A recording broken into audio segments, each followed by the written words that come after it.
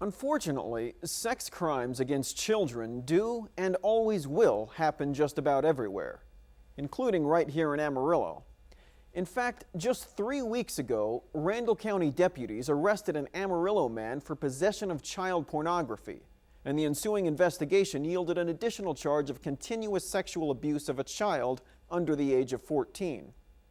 So I asked our local law enforcement how parents can best protect their children from online predators. Over the last year, Amarillo Police tell me they've only seen 10 cases of just online solicitation of a minor without any other subsequent charges. And of those cases, only one was actually filed. However, police can and do monitor online communication to investigate and prevent more serious crimes before they happen.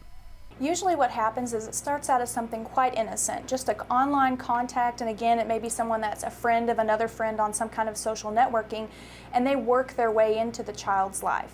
Then what they do is they start a grooming process to where they're telling the children, these are the kind of apps I want you to purchase, these are the things, this is how I want you to communicate with me. And it's a method of secrecy and protection for the offender, and the parents just aren't aware of what's going on.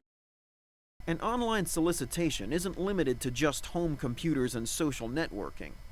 As smartphones rise in popularity, so too do the apps that come along with them.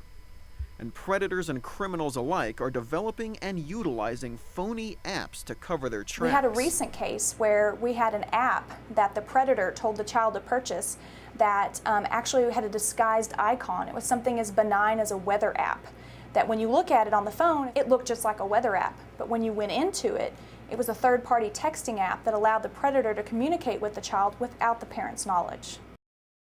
Now, some experts say parents should be able to remotely log on to their child's mobile devices to monitor their activity.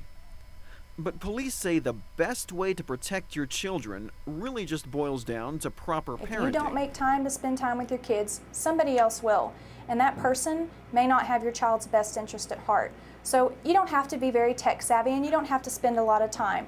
Just spend the same amount of time you would talking about any other issues that are important to your family. Family values, what your child is doing, what kind of information they're putting in their heads.